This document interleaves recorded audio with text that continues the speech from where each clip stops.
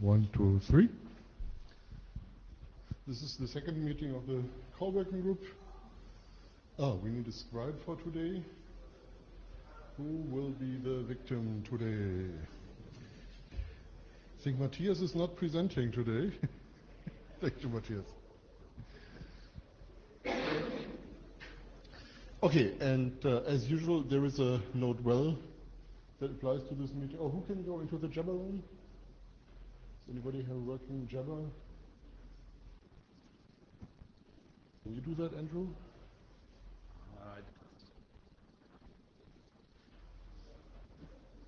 You can do that? Thank you.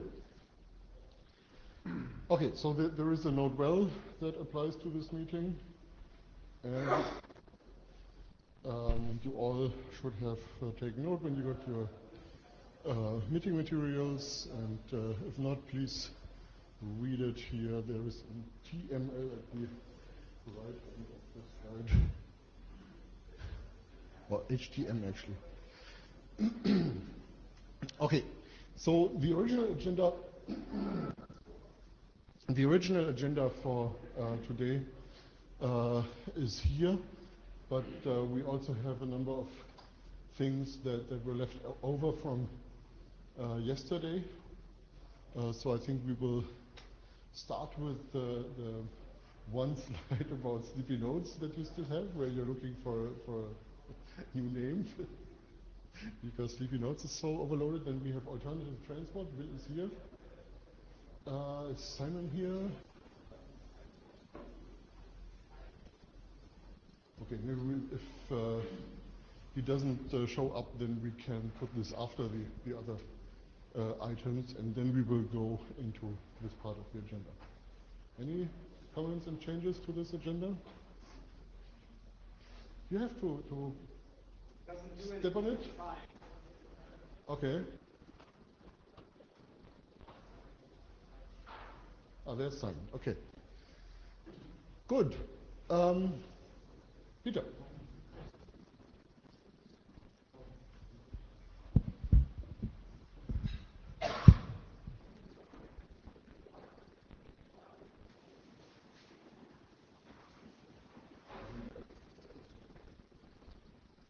Good morning.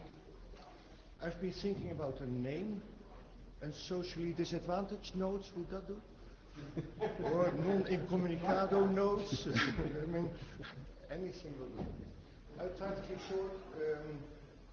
Just having here a slide of what is the abstraction of the whole draft we wrote. We were motivated by the draft because we saw there was this sub-draft. We wanted to encourage the people to work on it because we think it's important for the notes. And also we're not quite sure where the PubSub draft was going. So we just have some of the roles which are around the sleepy node. So we have here the socially disadvantaged node, and we have here nodes which want to read from it. There are nodes which want to write to it. And there are nodes which also want to read from it. So already here you see that some nodes will directly read from the socially disadvantaged nodes, and you will see other nodes which will probably use the proxy. Can you still hear me when I walk around? Okay. Sorry, I have to walk around. Makes life easier. Okay, also if a node wants to write to the PS node, it is clear that he never can do that directly and will need a proxy. Yeah. So what we have been seeing that in the PubSub node, the things which are done by the PubSub here take into account that the PS node can write values to the PubSub, which means or do it with input, overwrite the last value, or do it with impost, as Matthias suggested, such that you have several values for the same item. And the reading node at its leisure can read that when it's needed, or the proxy with the PubSub can actually report it to the destination nodes. Now, what has not been very clear to us in the node is that possibly the PS node from time to time needs information from that. And then he has to read from the proxy and back there. So we didn't see that very clearly in the pub sub node. On the other hand, what you also see here is that the pub sub node, the publishers, the socially disadvantaged node, wants to report. What we think that will happen is probably that all these destination nodes will be part of a group. The group will have a multicast address, and actually they will receive the messages by the PS node sending regularly to one or two multicast addresses. Now, doing that with multicast and groups is currently very well covered, I think, by the resource directory. Yeah, resource directory. This covers very well that you want to read and that you get reports from that, but that part is not really covered. So, the purpose of the node was, let's see if the things, how we see the sleepy node, how it will work in its environment, and if that can be mapped to the pub sub. Now, how to go forward with this draft is in question.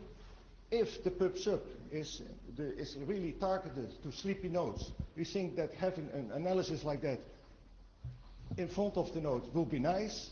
If the pub sub stays on itself, then I think this draft might be useful by having the different mappings and the different tools and see how you can implement it. I've done. Thank you. Carsten Bormann,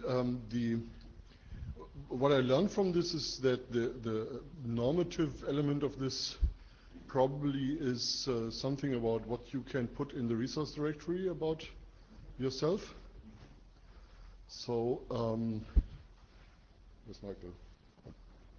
Michael was here. Oh, right.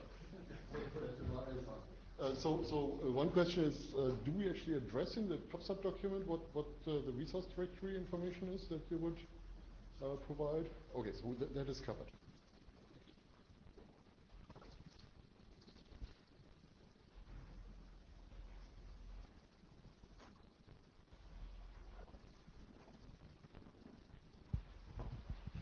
No more questions? Then I'm still hanging a little bit. What will we do? Will you, the pub sub, will you make it apart, just pub sub? Or will you target it to really sleepy nodes, and then we try to get this analysis in your node?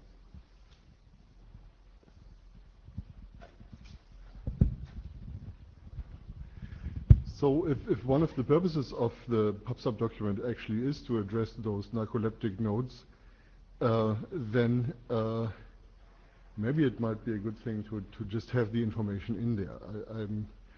I mean, there is some information in there. I'm just not sure whether what Peter is describing is in there, should go in there. So maybe the two of you actually can discuss that. And quick question, who has read Peter's submission? It came pretty late, I think. Okay. It's really interesting.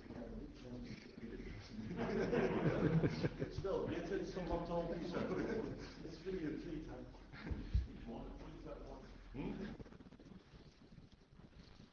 Okay, well, it looks like we have kind of a design team. The three of you can maybe talk after the meeting how to handle this information. And if you decided there's actually a good place for an additional informational document, that's also fine. And we can discuss it on the list, I think. Okay, thank you very much. Thank you.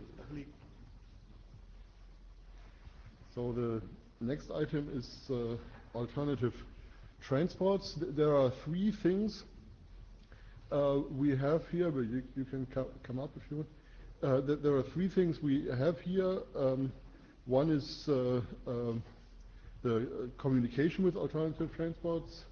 One is what kind of UI are we using, and one is one specific alternative transport, the TCP TLS, and possibly WebSockets transport. So that is actually useful for you. Okay, thanks. I've got two sets of slides, I think, and we'll discuss about the WebSockets with the TCP people. So this is basically work that has been ongoing for some time already. So we are in draft version 7.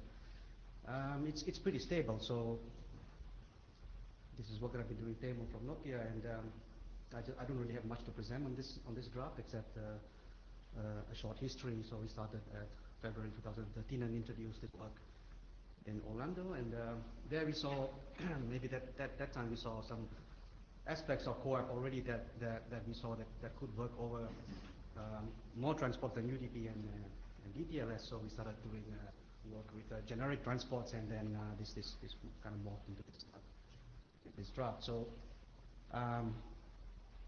initially we looked at what kind of URIs could be used to express resources over alternative transports for CoAP requests and responses, and then we thought about what kind of transports properties would be important when we want to convey CoAP.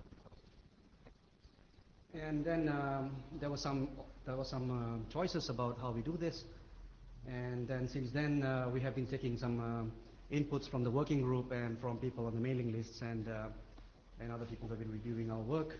So in Berlin we were presenting this, and then there was a request that we should actually explore more options and evaluate it quite rigorously, and we did some parsing, URI parsing. We went through the algorithms, and we came back a few times, and the most significant was when we went to version 4 in London, and where we added use cases and we made a differentiation about alternative transports and multiple transports. So that's something that I'll come back to later. And in version 5 it has been pretty stable already, where the URI work was concluded, and we decided that the transport information would be embedded into the URI scheme component. And version 6 and version 7 we had just cosmetic changes. We introduced new use cases based on the TCP TLS work. We got some feedback from people who are doing SMS. And then I made a slight recommendation that we can make the URI scheme a bit more consistent, the way we use CoAP Plus and CoAP S Plus. So this was actually inspired by our conversations with Dave Thaler from when we were having these discussions in the apps area working group, where initially there was an interest to use namespace and prefixes inside the URI scheme. So this would make it more easy. So basically, I was actually trying to come back to the TCP people that if we use CoAP S plus TCP or CoAP plus TLS, then semantically it makes no difference. But when we are looking at the consistency across all the other transports, then CoAP S should be used for DTLS encoded CoAP, and just basically CoAP prefix would be for CoAP payloads over any other kinds of transports. So that would actually help the SMS people as well. So CoAP S plus SMS would mean CoAP DTLS SMS was. So yeah, that's what we had for the alternate transports. Next steps, we were waiting to see if the working group would adopt this document, and there were some volunteers in the last meeting who would like to review that. So we're just seeing that. And Hannes, so I think, so the document discusses I think it's a good discussion input. It's a document that describes on what the different transport could be, on what some of the design considerations are. But then ultimately, once you really want to select something, it then points to the other, to some other documents. So I'm wondering whether we really need to publish these type of documents. My feeling is it informs the debate, but once the people are informed, then that's it. Shouldn't have breakfast during the meeting, sorry. Carsten, that's always a question when we derive some principles for doing our work. Do we actually try to document those, or do we just document the results? And I think there are two important considerations here. One is, do the consumers of the ultimate work actually need to know this? And I have a hunch that it's actually useful for people to know why we did this way, so they don't kind of misuse the solution that we came up, because it was meant to be used in a specific way. But the other reason also is there might be other things we might be doing in the future. I hope not too many of them, but there might be other ones. And we still want to use the same principles. So reviewing them now and agreeing on them now that we have done the work will help future incarnations of this working. Andrew McGregor, actually, Carsten just said what I was going to, so +1. I did not hear what Andrew said. +1 to what Carsten. Okay. Sorry, it's interesting sometimes when you're in the wrong place in the room, you don't hear the... this is Barry. For the first one that Carsten said, I think it actually would be better to have it as an appendix in the document that eventually comes out that it informed, because then people who need to see the background will see it in context.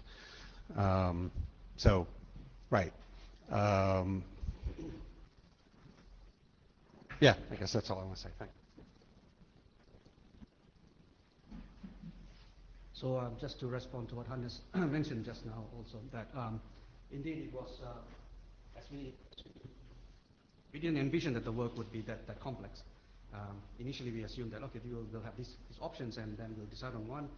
And as it turned out, there were a lot of options thrown out, and we were in discussions quite a lot of times with people from the HTTP working group to understand the requirements, how CoAP URIs differ from HTTP URIs, for example, and then there was a lot of work. So I think that we should document this somehow, but how it goes. Are the people who agreed to review it in the room right now? I wasn't here the last meeting in Toronto, so I didn't know who put up their hands, but I heard from the remote participation that there were 5 or 6 people who Okay. So just to check the people in the room right now, who would want to review this document? In particular, I would like that people who are implementing transports, alternate transports. So. Okay, I'm seeing 4 hands. So 2 of them are co-authors on one of the transport documents. So thank you. Okay, so given that we have some reviewers, it sounds like we should do the call for adoption right after the meeting on the working group mailing list. I mean, it's not a monster document, so it can be reviewed in a finite amount of time. Anybody not okay with that? Thank you. Next. Okay. So then we go to the next set of slides. This review work that I started about a month ago, or at least I wrote. It's called CoAP Protocol Negotiation. A lot of things that happened when we were doing work with alternative transports became very complex because the requirements that came out of other people who were looking at us and saying, okay, you should try this, you should try that. When we started to narrow the options down, it was pretty apparent that we were talking about 2 completely different things. First was basically conveying CoAP messages over a different transport to UDP or to DDLS. And the second was the problem where you would have a node that can actually support multiple transports, and then you're trying to convey the same resource over multiple transports. So while alternate transports was looking at the first problem, I crystallized the solutions into protocol negotiation. So the background is basically this draft is aimed towards CoAP endpoints that wish to use multiple transports or multiple locations to exchange CoAP requests and responses. This is a classification that I used already in alternate transports, that I tried to classify the different kinds of CoAP nodes that do have multiple transports or don't have multiple transports. So there were 3 different classifications. T0 just have a single transport. It doesn't necessarily have to be UDP, but anyway, a single transport. T1 has 1 or more, but it's very possible that these transports may not always be reachable persistently. So they may be in unreachable states or some kind of a powered down state. But at least that's at least 1 active transport. And then type T2 nodes have multiple active transports. So with this classification, I went ahead and did this work. This is why we need this, and we really do, because, for example, we have 8-bit microcontrollers today that already support UDP and TCP full stacks. And this is one aspect of co-op and alternate transports that doesn't actually have much support. What happens when you have a co-op client or a co-op server that decides that, okay, we are moving now, or for some other reason, I'd like to see what other transports I can use to retrieve the same resource. So there are basically 3 things that I thought would be very relevant to understand how we do protocol negotiation.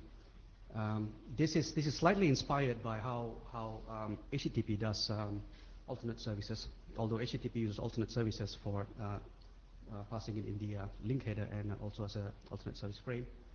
And then, of course, we have protocol negotiation also in TLS. So firstly, I would like to ensure that there's a way for clients to discover what kind of transports the server is using and which kind of transports the server prioritizes. Secondly, there's a problem called URI aliasing, which is a design problem. Basically, it refers to a resource that is available over multiple endpoints, thereby having multiple URIs. And from the perspective of a client trying to retrieve that resource, you're basically dividing the community by supplying the same resource over multiple URIs. And that's actually that's a recommendation not to do that. So this work actually tries to reduce that problem. And finally, there could be complex paths involving URIs that we discovered while we were doing alternate transports, and this eliminates that problem as well. Okay, so I'm not sure if everybody read the draft. I would not like to go back to what I wrote in the draft, but the draft is pretty short, so I'm just diagrammatically showing some examples how this is done. So as you can see, it's not really formalized, but basically the idea is that if you have a type T2 client that actually supports already from the get-go, you already have SMS and UDP active, for example, and then you have a server that only has SMS active, and you're trying to check, okay, if you want to power up the resource over co-op using co-op SMS and then retrieve a resource, the way to do it is to first check with the server, for example, like, okay, can I get my resources now over SMS or UDP? And the server could reply that, okay, yeah, I'm powering the radio up, and here's how, and here's the endpoint address that you can use for getting your resources. And then subsequently, the client can use the retrieved information to contact the endpoint again and then play around with the resource. Secondly, the URI aliasing problem. This is basically, like I said, to express the same related resource in alternate transports and locations. This is one example that shows, for example, a proxy service, and the proxy service has to understand whether the resource that it has retrieved is applicable across multiple transports or not. And in this case, an HTTP request comes from client A over to retrieve a standard co-op over UDP resource from an endpoint, which is a type T2 co-op server, and the proxy retrieves that resource, and then it caches it. And then, for example, if HTTP client B requests the same resource, but then it uses a co-op plus TCP URI instead, the proxy can actually check, okay, is this the same resource or not? And if it's the same resource, then it doesn't have to do a retrieval each time to get a new representation. It can retrieve the cached copy if it's the lifetime still valid. And finally, the URI path complexity. This pointed to work that we did in Berlin. We started work with the WebSockets, co-op over WebSockets. There was a huge problem. WebSocket endpoints are not necessarily the same as a host endpoint. You can actually have a path to the WebSocket endpoint. And then we were trying to tackle the problem. Okay, how do you actually separate the WebSocket end path away from the co-op identifier? And we came up with all kinds of URIs. So we had, in this case, this is discarded already. So, but anyway, this illustrates the problem. That we started with having a dedicated scheme for co-op alternate transports, and then we had a WebSocket URI, and then a path, and then we're thinking about putting a query component and putting the co-op resource identifier. So we were juggling around with different options. We had slashes and we had keywords, and and so on and so forth. But essentially, we were looking at the locator identifier problems and trying to find out how to separate that.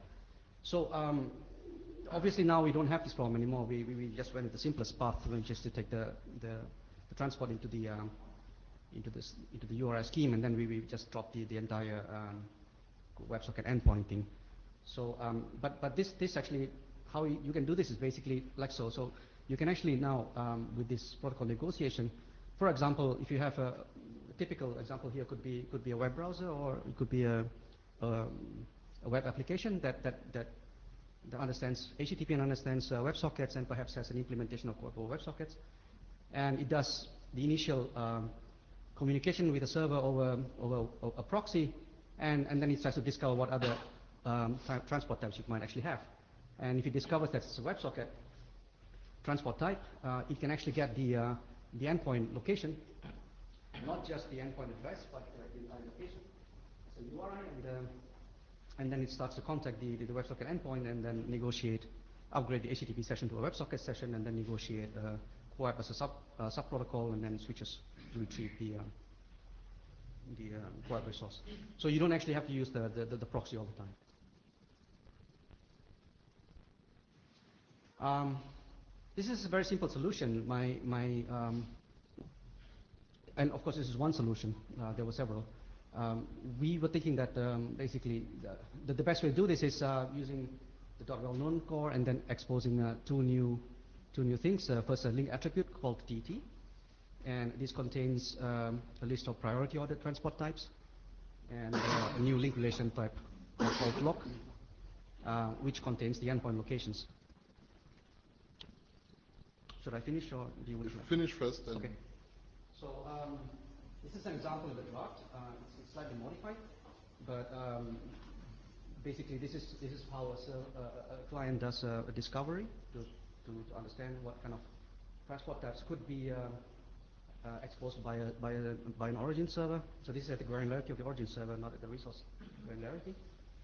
And as you can see, you get a response that contains a list of transports, and I specified that they should be priority ordered lists according to the server's preference. And then you also get a list of optimal locations. As you can see, and same resource, and say, okay, you have two different ways and two different locations where you can retrieve it from, but it's the same resource. And then the WebSocket endpoint, the SMS as URI for desktop, basically TLS encoded SMS messages, and this is returned to the client. So this is a one-shot operation, and it's not returned over every request, every response. Cosmo, when I look at this slide, I have three reactions. This is, first of all, this is kind of inviting the client to do some URI arithmetic. So the URIs are not actually in there. If I want to go to sensor/temp, then I have to strip the sensors prefix, take the temp, attach it to something else, and so on. Some processing is going on there, and I think we have to be very cognizant about the fact that it's usually not a good idea to require too much of this arithmetic from clients. So that's why URI templates were invented, as a way to be very specific of the kind of arithmetic that is expected from a client. And it seems to me these are actually more like URI templates.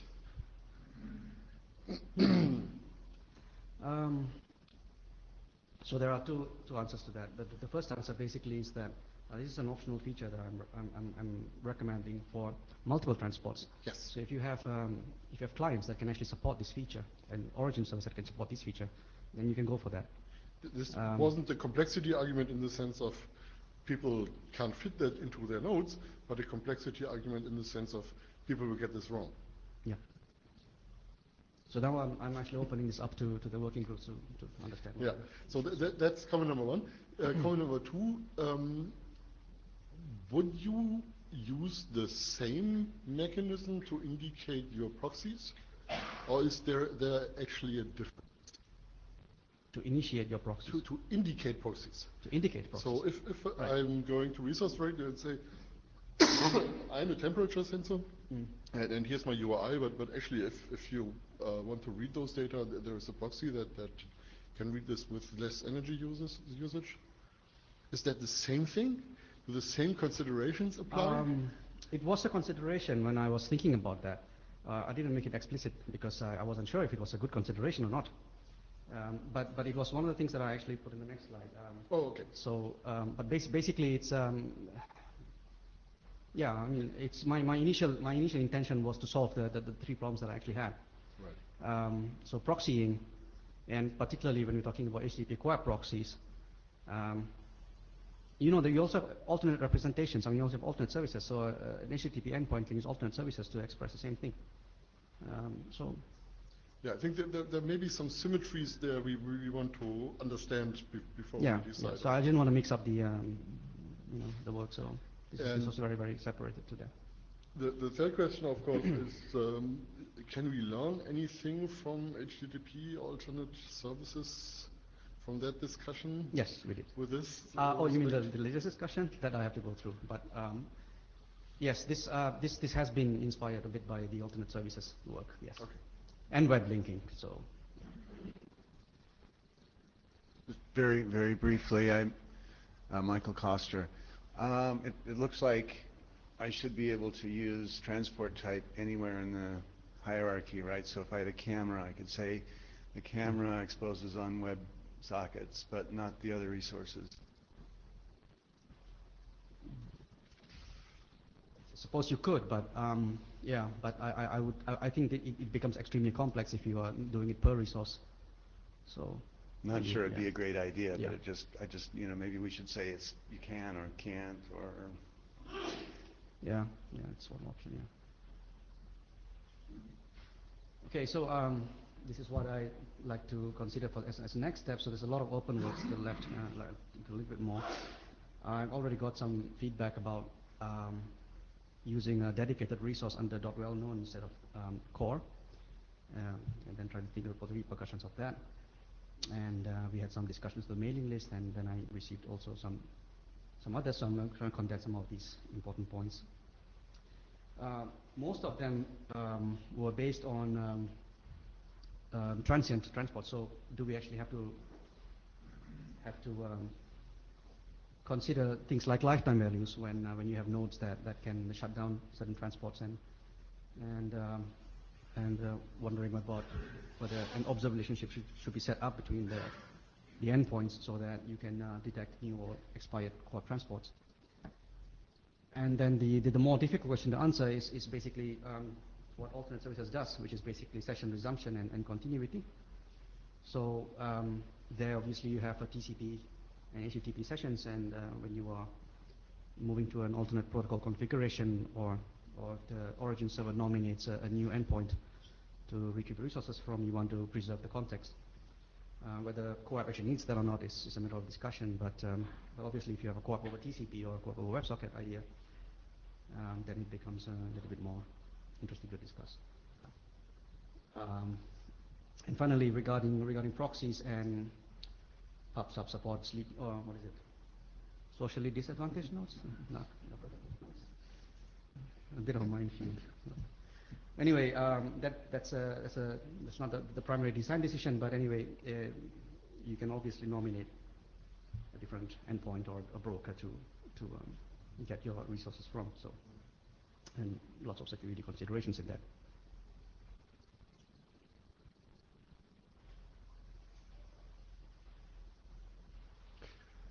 So, who thinks this looks like useful work for this working group to look at? I see nods, I don't see hands. Now I see 2 hands and a few nods as well. I don't know how to count that. Okay, there seems to be some interest. Who thinks this is work we should not be doing? Who would be, no hands, who would be willing to review future versions of this document? 1 hand, 2 hands, 3 hands. Okay, sometimes people think work is useful, but I don't have time to actually contribute to it, and that doesn't seem to be the case. So I think the result of this strict poll is encouragement for you to continue to work on this, and encouragement for the working group to actually comment on this document. And there's obviously interactions again with the resource directory work, so we haven't quite, we don't know yet where the results of this will land, but we can find out in the process. Yeah, this is designed also to synergize with the language end-to-end with SMS and TCP and so on. Right. Okay. Thank you.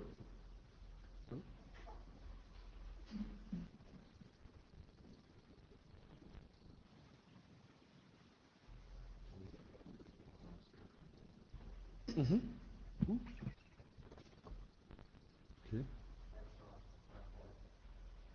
Read that with names. Thank you. So this is for co-op over TCP. I know it's been deemed a high priority in Hawaii. So we've been working on it a little bit. Just maybe a word of caution, this is not final, obviously, it's a work in progress. Okay, I'll already wait for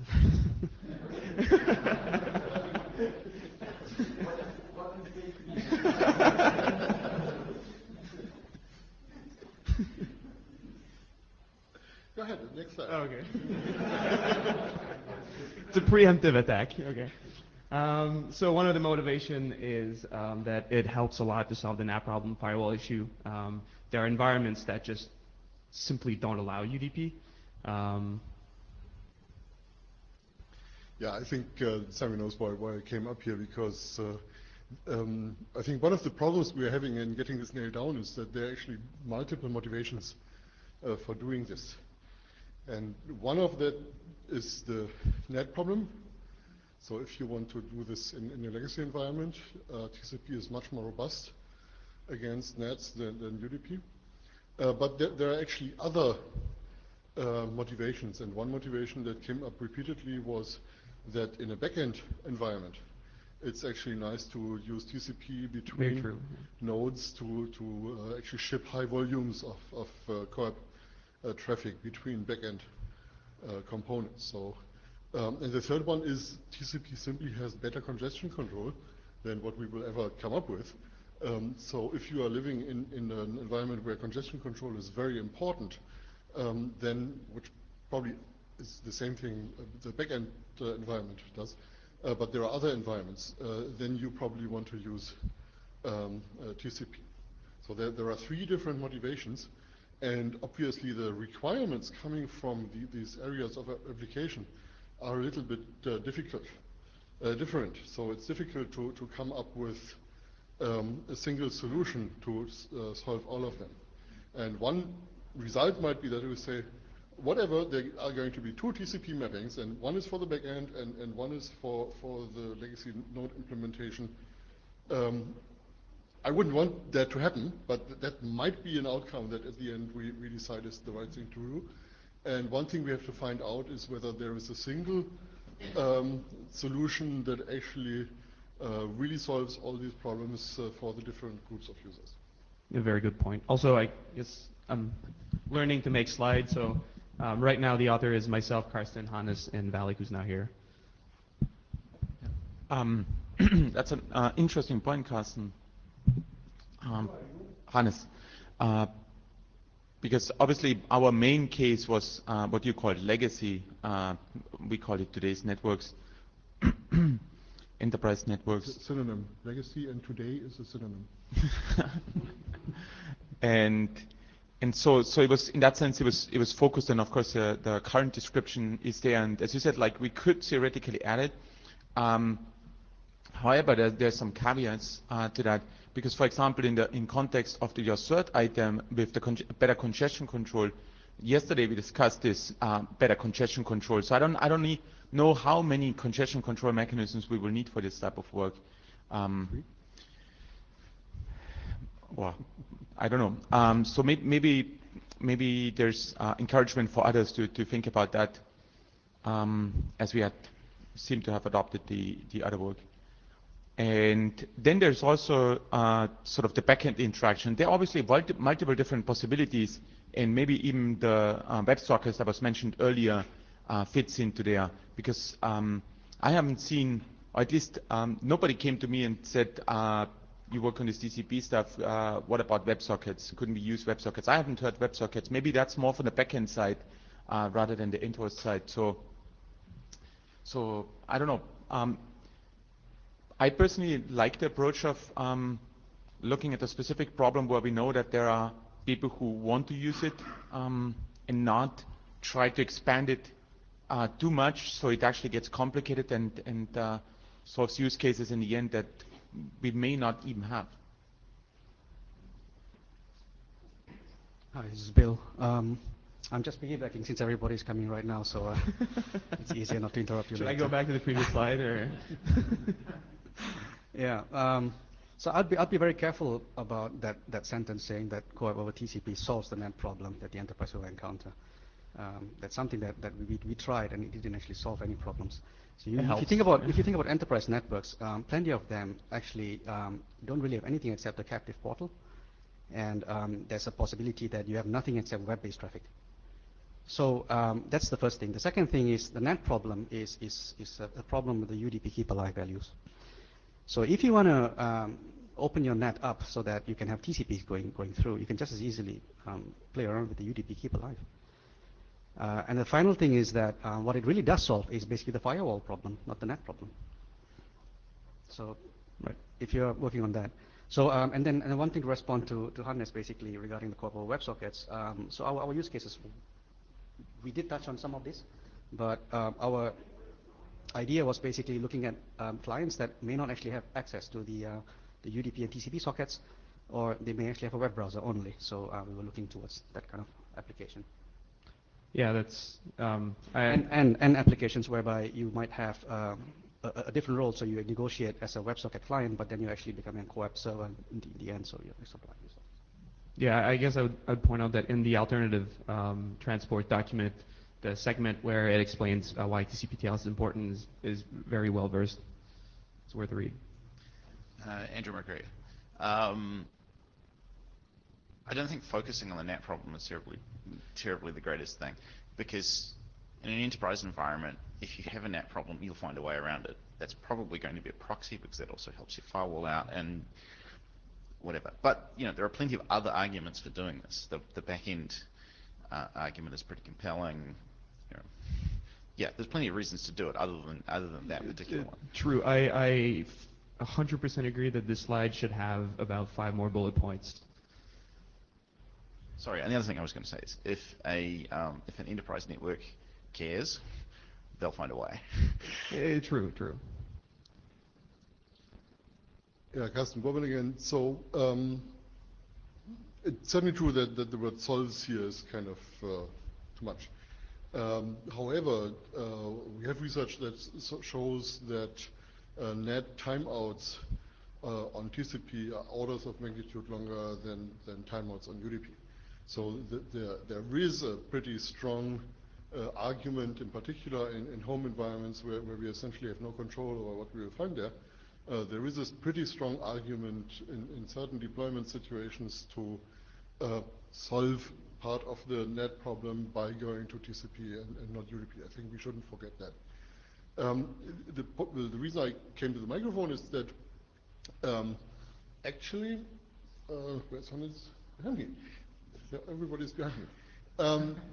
I heard about the back-end use case for over TCP long before people brought up the net thing. And the first drafts of over TCP were just for the back-end use case. And in the back-end use case, you wouldn't want to use WebSockets. WebSockets are very good for a back-end to GUI environment, which is the third use case, which is separate again. But you wouldn't want to use WebSockets between back-end components. That doesn't make a lot of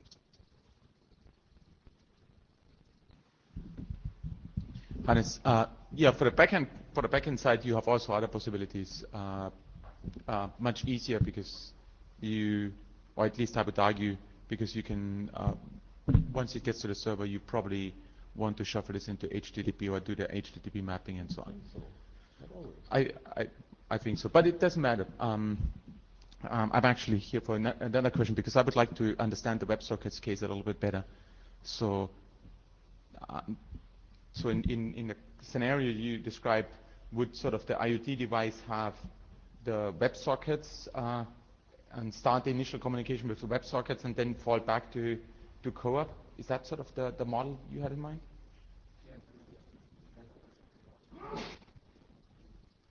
Can you repeat that? You go. Carrie Lynn, I would note that we spent 10 minutes on the first slide. I'd really like to hear how we're going to do it and then talk about why we're going to do it. Yep. That was the rest of it, yes. So I just want to, again, word of caution that this is how the draft is right now. There's obviously a lot of work being done on it.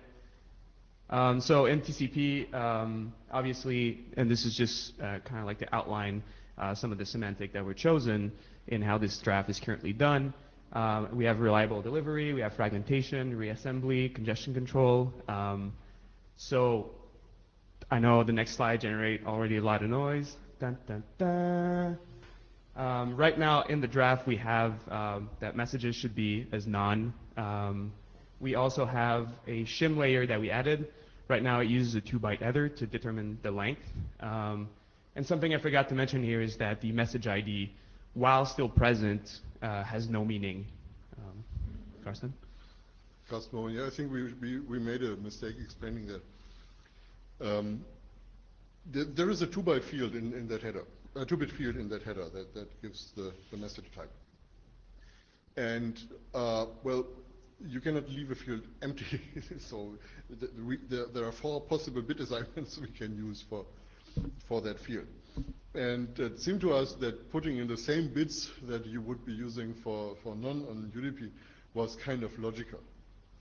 But it's none in the sense of the confirmation is not coming from the co-op confirmable mechanism with the acknowledgements and so on, but it's coming from the TCP below. So it's very much confirmable, Right. but confirmable using a different mechanism.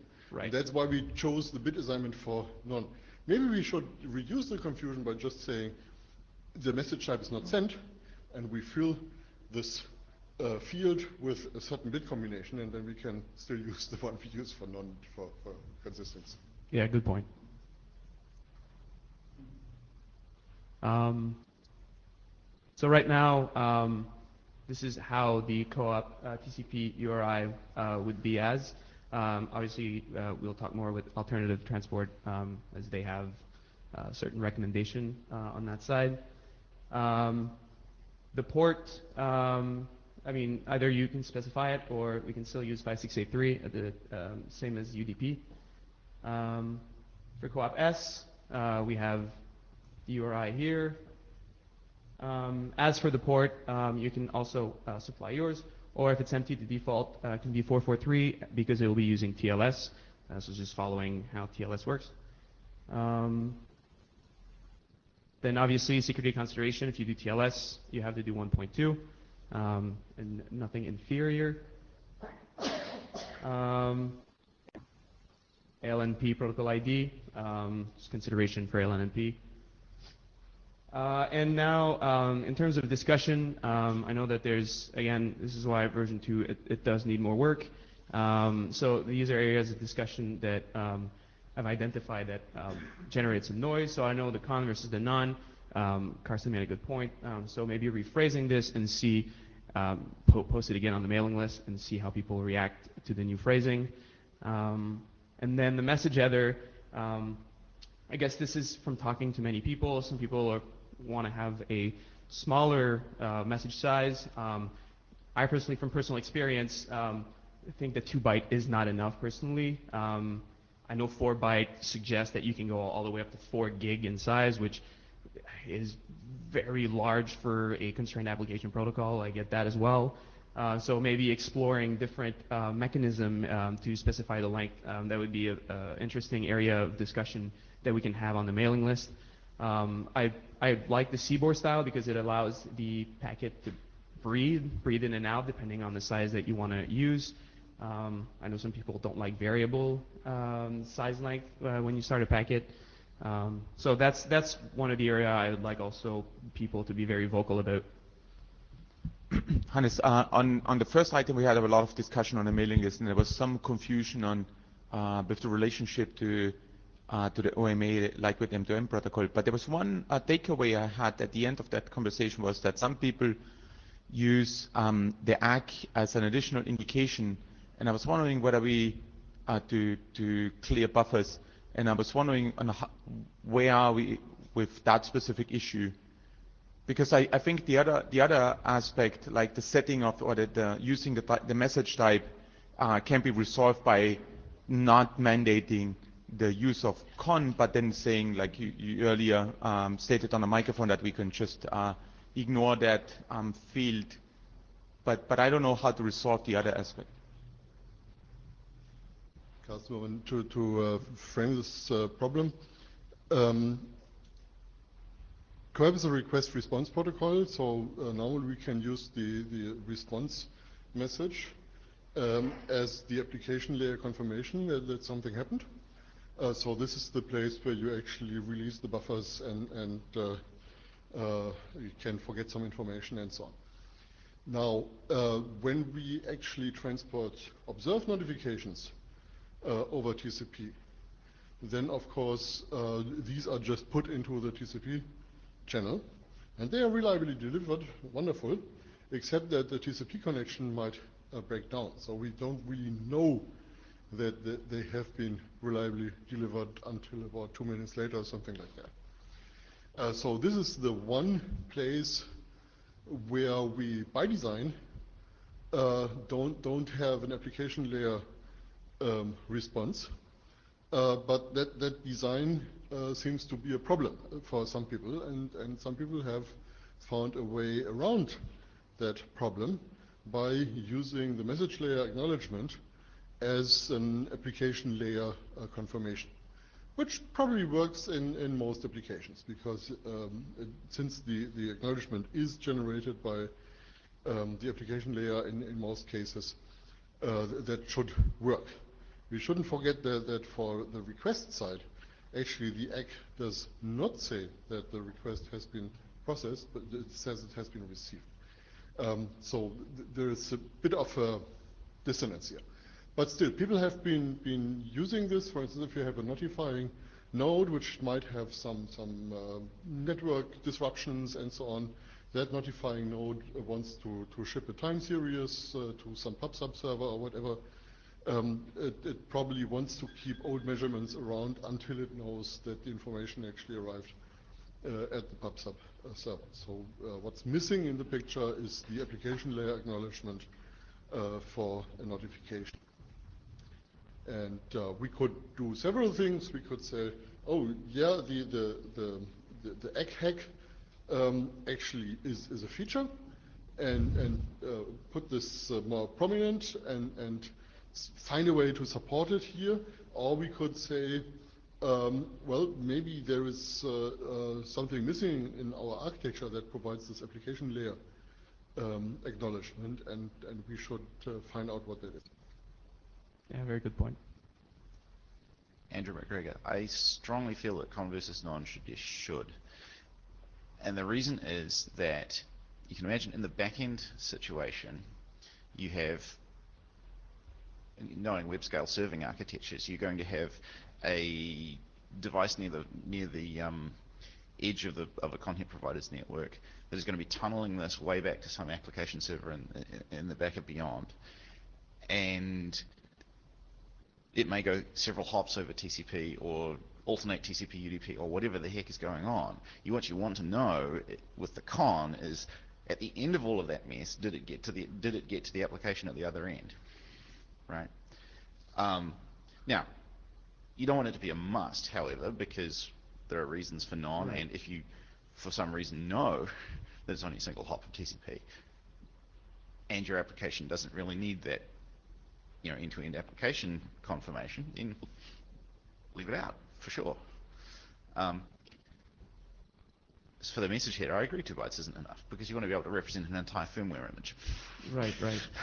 No, that's yeah, that's a good point. It definitely requires some thinking. Yeah. Michael Koster, a question on the OMA lightweight M2M, I think may be resolvable without much interaction here, because in lightweight M2M, when you it's used to determine, for the client to determine that the CoAP client to determine the CoAP server is sleeping.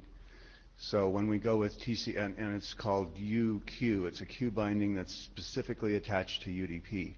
So when we define a QT binding, Q binding that's attached to TCP, we can find another method to determine that the node is sleeping. Yeah, I think, yeah, I know that OMA will have to attack that in a different angle, that's for sure. And the whole problem with, and that's something that we did talk about in the beginning, where do we want to start building resilience in CoAP and TCP? And I think the short conclusion at that time was, well, maybe we leave it out for now because it entails a whole backlog of things to look at, and it's probably not that relevant. And it might actually hinder some of the processes if you try to build resilience in TCP. This is Bill. One thing that should be borne in mind when you are thinking about whether you're going for con or non message headers, putting bit fields and things like that, it's basically the potential for misuse. That should be a feature that you should keep in mind, because if you keep the features there and if you don't really need them, sooner or later somebody's going to find a way to use them. Yeah. And whether you want to allow that to happen or not. Yeah, that's the hard duality, because I do think that Andrew's case is valid, but it's true that you wouldn't want to have con as a is process acknowledgement or things like that. So for example, somebody said using ACK as a way to clear the buffers. That's probably, I don't know if it's a good idea or not. I guess it's a real life application scenario, so you need to do that. But then if you find some exotic ways of using that ACK coming back. That's true, yeah, good point. Carsten, yeah, I was citing this because people are doing this, which points out there is a need. We currently don't have a need, don't have a way that is in the architecture to fulfill this need. So we have to think about it. Yeah. So one thing that I think is important here, my model of TCP to UDP converter would be that the TCP to UDP converter terminates the TCP protocol. That may be kind of obvious, but I'm stating it. And also terminates the CoAP message layer. So when a UDP packet comes into the converter sends back the ACK and puts the request response layer information into the TCP channel. So the ACK, as the architecture calls for, does not imply that the data actually arrived at the ultimate end. And it wouldn't imply that in a proxy situation either.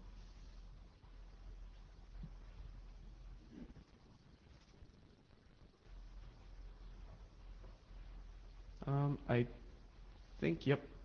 That was it. So I would encourage everybody I think we have momentum on this, or anyway some momentum. So whatever momentum you want to add to and just shout on the mailing list, I think this is good. If we can get this rolling, yeah, thank you. So what is the best way to solve this message length thing?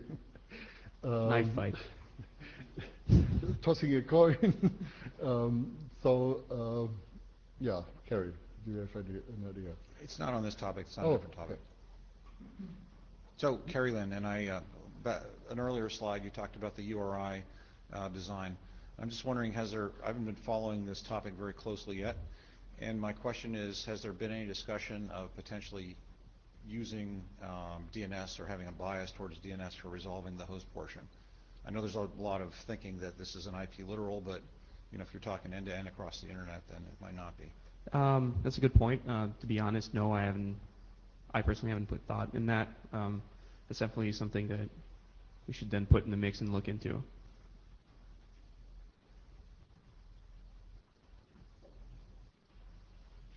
So back to how do we decide on this length size issue? Should we ask the room whether they have an opinion about that? Well, who thinks they understand enough about this issue to have a legitimate opinion on this? Raise your hand or hammer.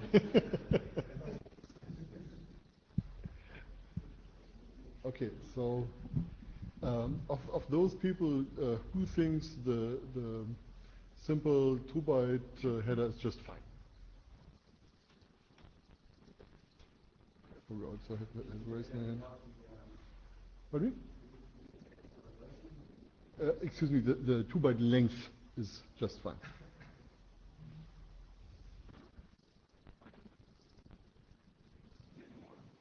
It's exactly what we should do. What do you mean by a bit more?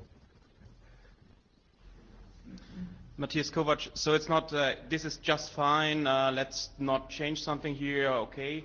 It's more, we have this situation for the constrained devices that they can handle this. We have this limitation in UDP, so this is kind of the setting we have, and this is the primary use case why Co-op was developed. And now there are powerful machines that are deployed today in these legacy environments. They can handle that. So what I saw, what implementers do or what they have, it's quite powerful what they have. So they can send around gigabytes. It's no problem there. The problem is then how do you connect this to the constrained world again? So then you need something clever, a lot of logic again that really terminates the connection there and then chops this up into blockwise transfer, for instance. And it really is easier if we have some common rules that can really connect all kinds of devices and have some limitations there, but you get this coverage of all different IoT devices. And then if you have more resources, if you could send around gigabytes, then I guess it's not too much overhead to use blockwise transfers here and have a few more bytes for overhead of blockwise, but we have this common messaging layer between these different devices. So you would go beyond the 2-byte thing and say we explicitly maintain the message size language of section 4.6 of RFC 7252. I would have to look that up. What I mean is we keep the limitations that are dictated by UDP basically, Yeah. which is the main transport for Co-op. That section essentially tells you to stay within a 1K payload. And there's a little space for headers, but so the total size should be 1152 or less, and the payload size should be 1024 or less. That's what the current text says. For this, I would have to think more about this, because in some environments when I was testing Co-op over IPv4 and I didn't care just for testing, I used longer things because I didn't need block there. If you think about its RD and core link format, it's often nicer if you can do it to get the whole chunk. If it's below 65K, but then constraining it too much, I think there we get a lot of overhead that could be avoided. The other thing is it breaks totally that we cannot translate in a transparent way between UDP and the TCP binding. Okay, so you would say at least stay within the UDP datagram size limits, within the realistic ones, but don't necessarily feel yourself bound by the 1152. Yeah. So I've also met people who wanted to do entire firmware updates in one put.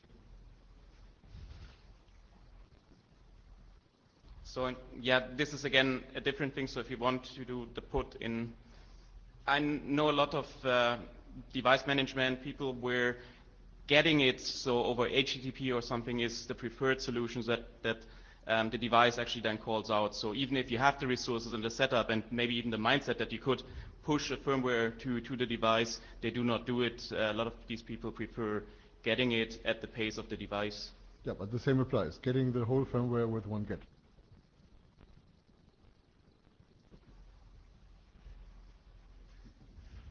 Andrew McGregor, I raised the firmware earlier. I think Matthias has just changed my mind. I actually think that's the right thing.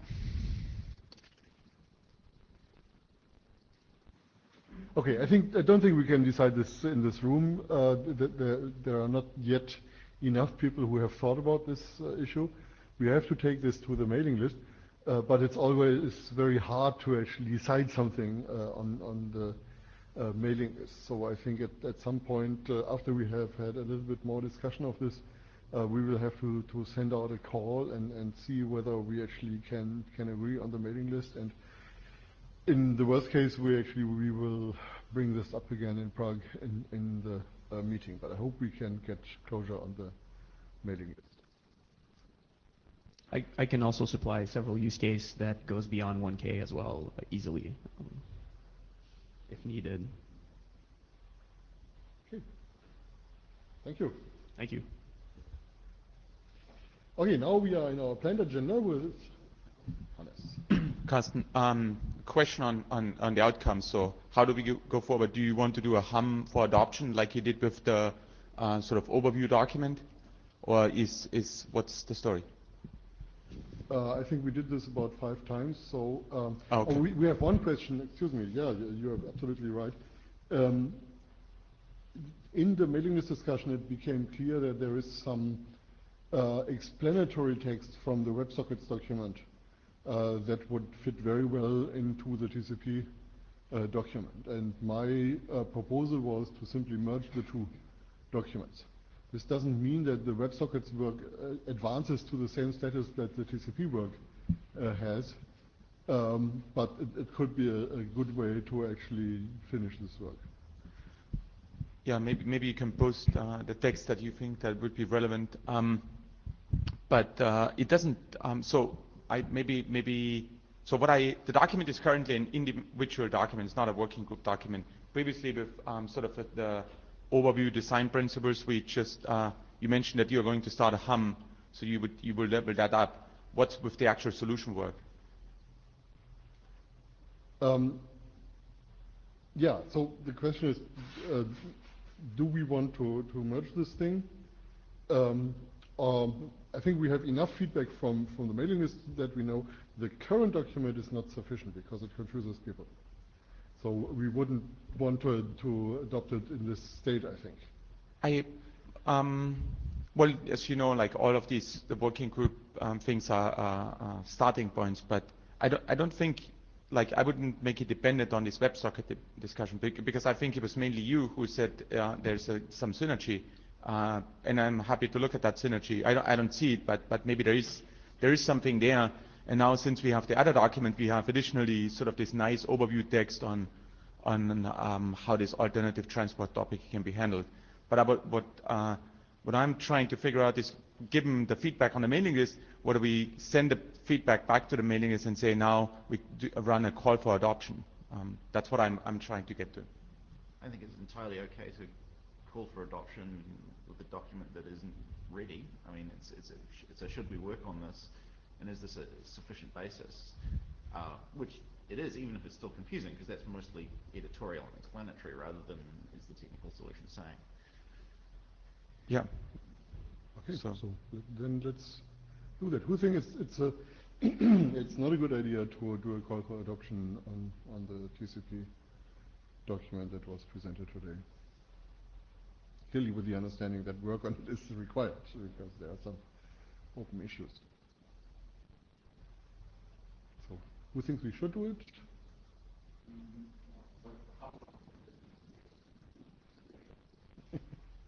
Okay, at least we have some people. Who will be reviewing that? It's approximately the same people who just said, okay, good. Thank you, Hannes. So, the HTTP CoAP mapping document. In the charter discussion yesterday, we said this is not something that we will necessarily finish with this document, but the current document seems to have a pretty high level of maturity. So what we should look at right now is, are we done? Is this working group last call material, or is there anything that still needs to be discussed? Okay, thank you. Can you hear me? Yeah. Yes. Let's take those. Okay, just before I go through the major changes, just to remind you, we always flash up the picture just to I'll remind you that the focus of the draft is on the reverse proxy. So basically, somewhat related to a lot of the discussions that came up before this. But it's specifically for the case of a HTTP request coming in, going to the reverse proxy, and then being translated by the reverse proxy to a co-op request, and then the co-op response being translated back to the HTTP. So it's basically looking at the, I need to look at the picture, sorry, so I'm going to turn this around a bit.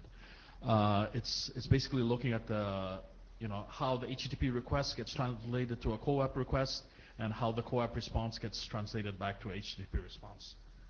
We don't really cover, the TCP to UDP translation, etc. That's considered just underneath this. So going back, the major changes since Hawaii, basically, we have this list of tickets. Just to go quickly through it.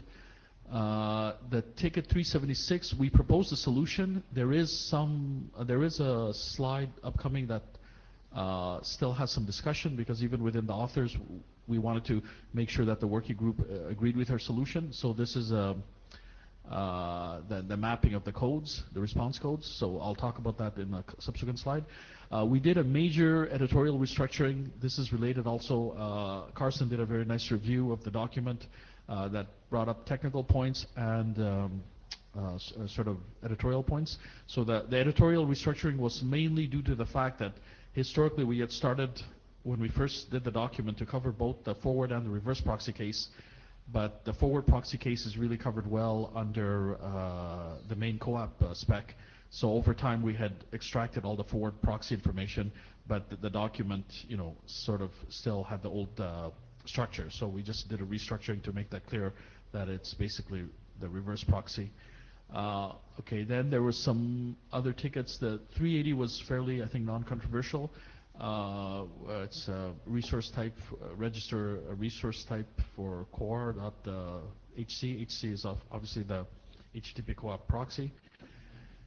Ticket 381 was mapping. We have this basically table 2 that does the mapping of the responses. So this was one of the entries in that table.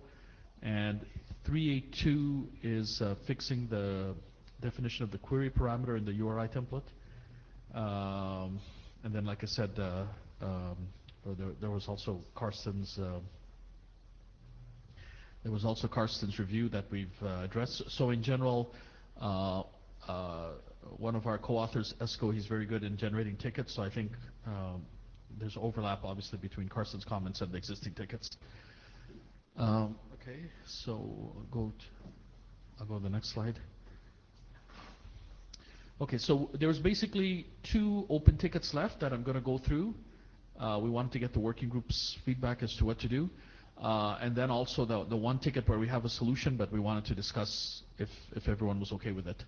And my co-author Thomas is here too, so if there's questions I can't answer, I'm sure he's going to come up.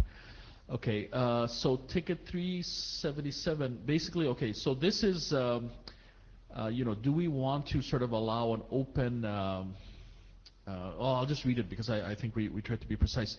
Do we want to allow media type and content formats to evolve freely at the 2 ends of the translation chain without the HTTP co-op proxy becoming the point where the media type information is lost? So basically meaning from the HTTP client going to the co-op server, do we want to have some things like the proposal was define an open-ended HTTP media type, so it would be application / co-op, and with an N, where the N is a decimal representation of a co-op content format, and basically it would be up to the 2 ends. So and we had, I think, there was a nice discussion in the working group list on that. So first of all, any feedback on this? Does anyone have an opinion?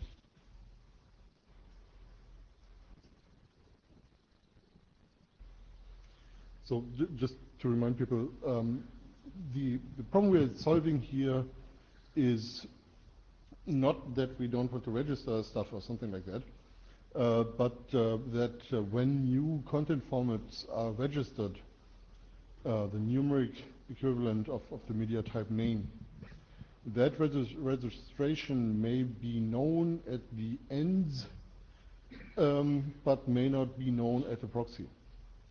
And that is exactly the problem that we are trying to avoid, a proxy getting in the way of evolution at the endpoints. So we need something like an escape hatch to allow a proxy to forward data that is of a newer format than it knows the content format to media type mapping for. And that is of course ugly. There's never going to be a good solution for that. But leaving the problem unsolved is probably even worse. Andrew McGregor, this would clearly work. I think really the question is, and it's clearly desirable, I think the question is there a better way of doing it? And I can't think of one, but if someone can, that's a good thing. Otherwise, I think just go with that. Matthias Kovac, what happens if the HTTP endpoint doesn't know it's talking to a proxy, and we assume the proxy can be agnostic of that, but what will happen in that case? Well, if the other endpoint has a content format that the proxy doesn't know, but that the HTTP endpoint very much knows the media type of, things will break. And we do have, I think, the cases where, you know, for the co-op endpoint to send back some response code that basically translates to saying, I don't support the format you wanted. That's clearly covered in the table. It's so my assumption of this was that this is the way to integrate this into the existing web. So my assumption was that the HTTP side usually does not know that the other side is actually co-op. And so I think this is the use case that should be covered very well. Right. Just to drill down that, this is the use case for sure where because it's a reverse proxy, the HTTP client normally doesn't know it's a reverse proxy because that was one question you were asked earlier on. As we know in the document, basically a large part of it is how to pack the co-op URI into a HTTP URI. So the question now is, you know, somebody at some point knew, maybe it's application or somewhere, because that co-op URI had been packed into an HTTP URI. Of course, the actual user of the HTTP, if it's a web browser, he might not know that it's going to a co-op endpoint, but we tried to cover, I think, all that in the draft clearly. Is there a possibility to kind of force these reverse proxies to be fully aware of what's the current status, so that there must be some kind of lookup mechanism? So I usually if I understood your question, that's probably the next. Okay. Yeah. Okay, good that Pete just came in because he knows lots of these things as well. He has a big red X on his AD dot, but still he is a good resource to have around while we discuss this. Okay, thanks. So the next, so the next one, basically, again, we tried to summarize it clearly, so I'll read it out. So basically, this is the automatic media type sort of mechanism. So we discussed this on the list, and I think it got, if I remember correctly, I think it was Carsten or somebody who brought it up at the last meeting. So basically, for HTTP media type to co-op content format mapping, and vice versa, to basically have, we would need, I think, a new ID, new draft to describe this, but automatic sort of mapping, and basically, you know, I think the idea that had been discussed last time and on the mailing list is if there's a running process at IANA to auto-assign co-op content formats to HTTP media type registry, then you could create an API to go read that from the IANA server, and basically that would be the automatic mechanism. It seemed a bit, you know, sort of outside, I think, specification domain, you know, when we discussed it in the mailing list and internally, but I guess if we wanted to do something like this, it probably has to be described somewhere. Just a moment. There are many facets to this. One is, of course, that the IANA is not in the business of providing production systems with data. We have had the same kind of discussion in the XML world where people have had DTD or schema references in their documents, and some implementations were fetching these schemas and DTDs for each processing, and that created problems. So this is one area we have to think about here. But since this is just an update mechanism, it might actually even be able to make it work. The second observation is that we actually have a similar problem in the Jose work, where we have existing registries, the Jose algorithm type identifiers that are getting numbers for the use in Jose. Now, up to a couple of days ago, I thought, we need a second registry, and how do we keep this in sync, and so on. And then Jim Shard told me that they actually have managed to add a column to an existing registry previously. So that there is precedence for being able to do that. And now the audacious thing that I'm going to propose is that we actually go ahead and hack the media type registry to include that column.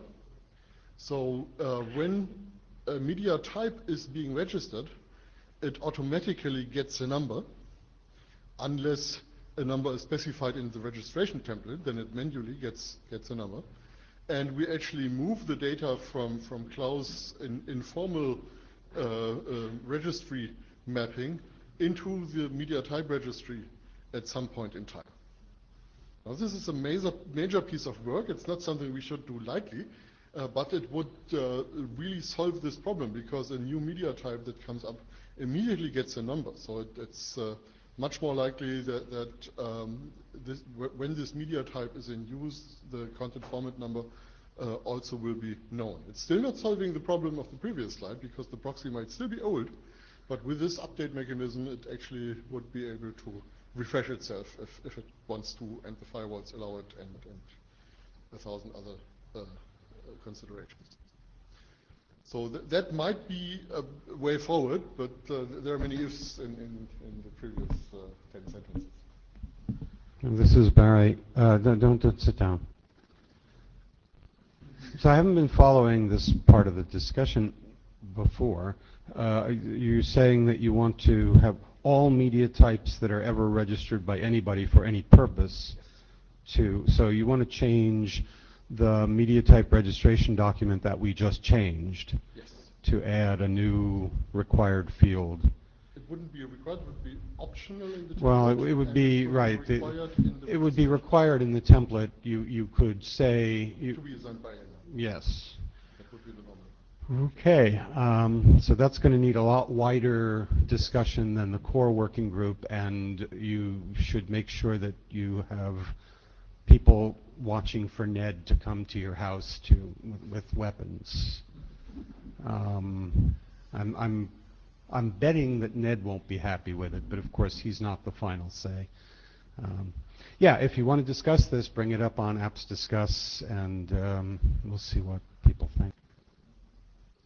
It doesn't sound like an unreasonable thing. It's just that the media types registry is an extremely busy registry, and we need to make changes to the process very carefully. Well, actually, it should be a very busy registry, and it's only a busy registry, and that's part of the problem we're having. Okay, so this sounds like piece of work that is big in its own right. And one question would be, do we have to have this work depend on the other work, or can we get an isolation? I think so we can finish this before the other. Yeah, I think, well, we're going to bring it up in sort of the next steps, but the proposal from the authors is that it should be isolated. For example, do it in a new ID, or I don't know what the other mechanism could be, but it should be isolated because it's sort of beyond the original scope. Okay, the last topic to discuss, it's we formally sort of have the solution in the draft, but we wanted to make sure everyone agreed with it, and there was some other ways to go. But basically, the question was in HTTP 405.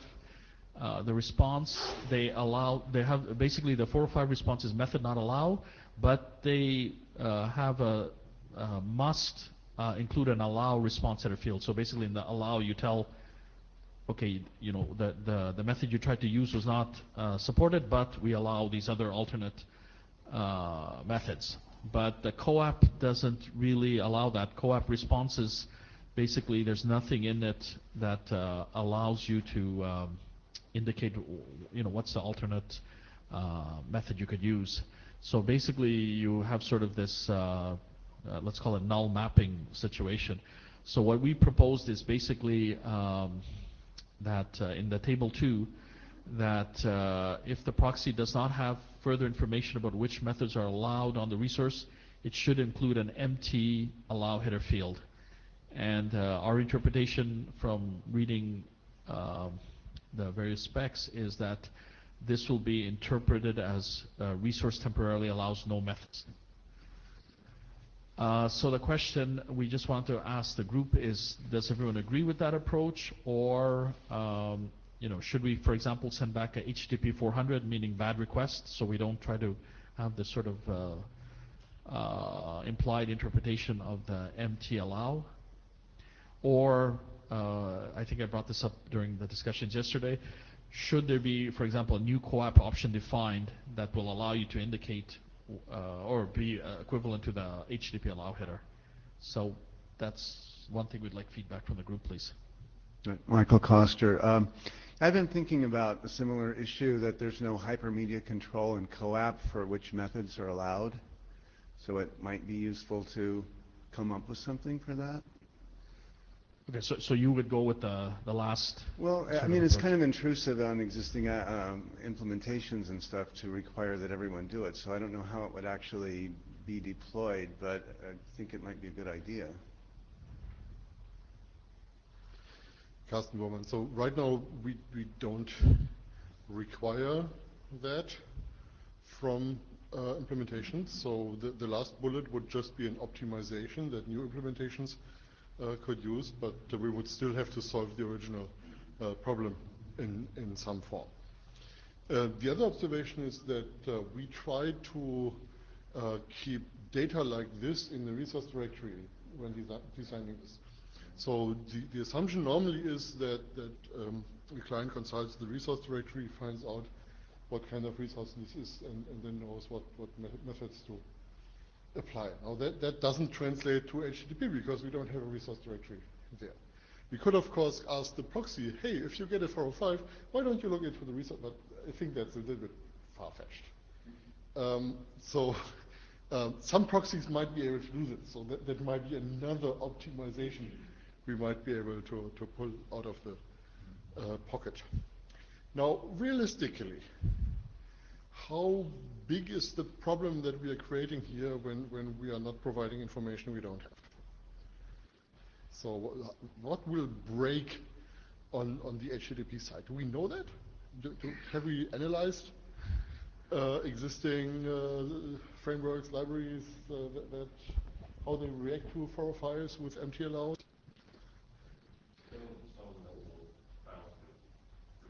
That will? So Robbie says he knows some that will stop talking to you. Thomas, someone they will retry because they think the failure is temporary. And the risk there is, how often do they retry?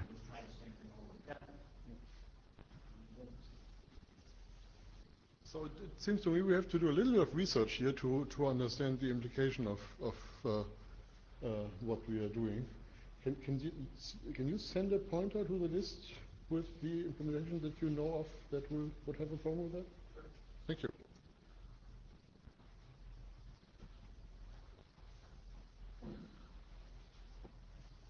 So is there anything else we can do here without knowing that? Well, just to be explicit, so the default solution of sending empty allow field, do people think that that's or the what's in the current text. Does that make sense to people? Well, we're trying to gauge the badness of this Right. solution, because it's a bad solution. I mean, we don't have a good one. We just have to choose between the bad ones. And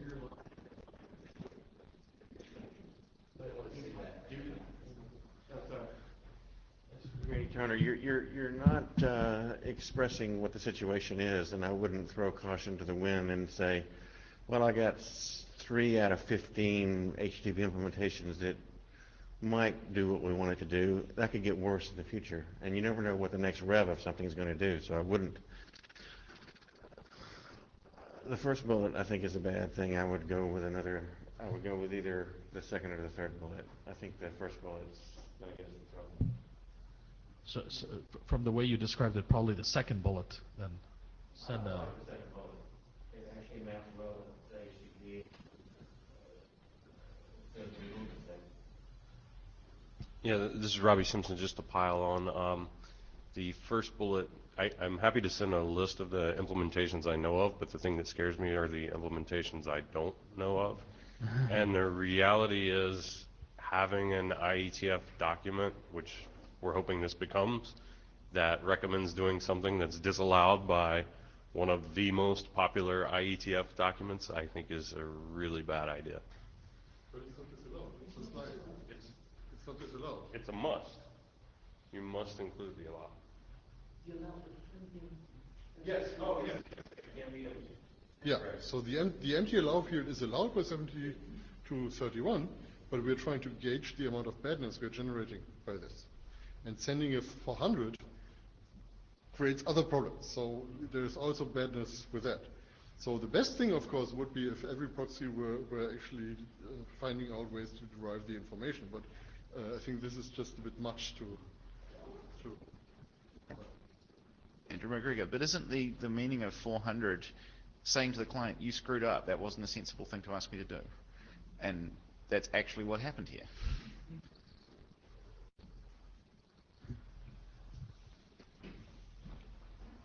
Justin Richer, to comment on the last bit, that is the appropriate interpretation. All of the various other 400s are, you screwed up, and here's how.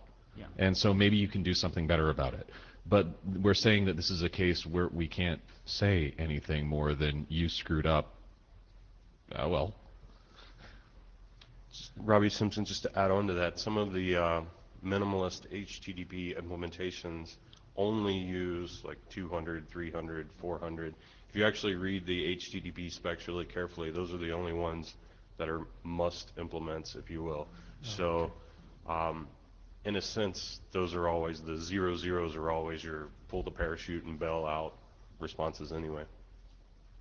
Okay, that's good to know. Okay, so, oh, sorry, go ahead. Thomas, so what about if we say 400 is required, and then if proxy has more information from other channels, it can provide a 405? 405 plus header, and allow a header properly populated. Yeah.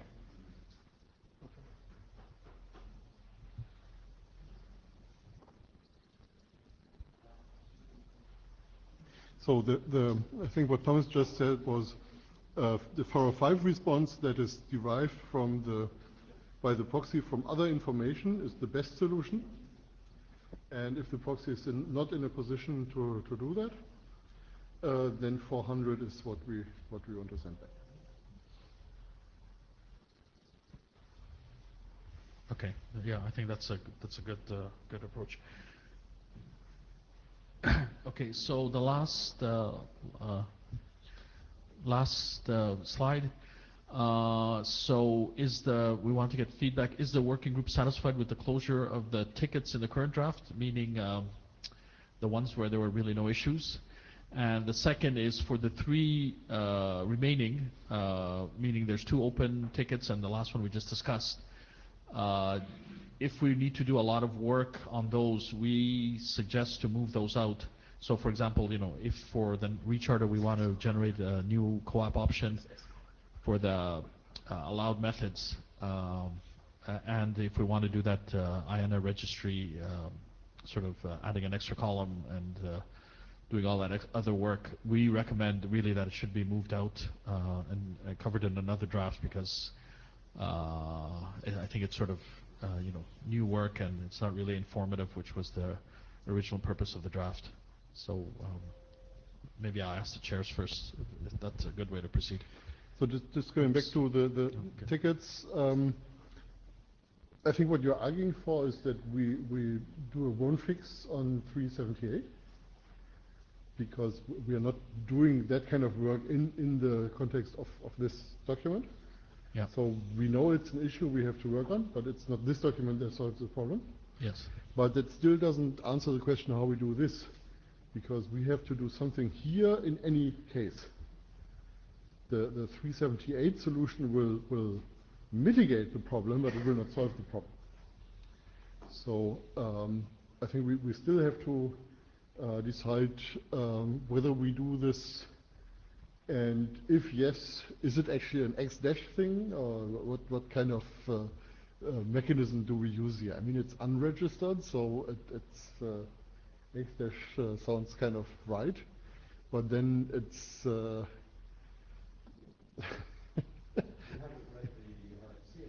no. Well, I have read a lot of X-dash documents, so I'm very much aware about the problem. But this is kind of parachute. It's not the thing that you normally would hope to see. So an endpoint that is aware of this convention and has a recent set of media types, media type definitions ingested, that will just translate X50 to application/JSON and be happy. There's not much else that results from that. It's a very simple thing. And an endpoint that doesn't have the information, well, things will break.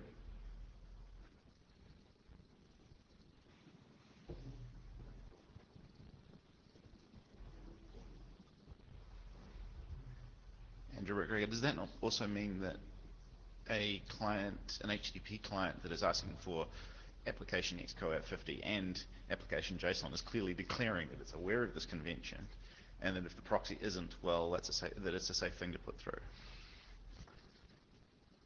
Yeah, good point. So one recommendation would be to have another close look at the use of accept with this. The accept option. So I think this is mostly in the sense of when you get back a body and that has a media type on it, a content format on it, how do you translate this into a media type? But of course the other direction is also interesting. What do I put in an accept header?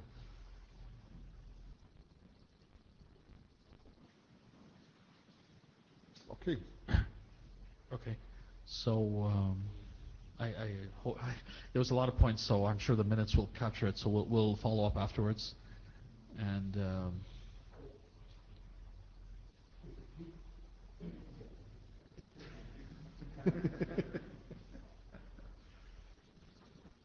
Pete Resnick, and I don't know functionality of HTTP well enough to know if this is boneheaded or not. First of all, X-dash types give everybody the creeps. Is there some way to do application/coap or application/coap format, whatever, and then a parameter of format equals n, or format number equals n? And that way you have a registered type, and then you have an extra parameter that you can key off of.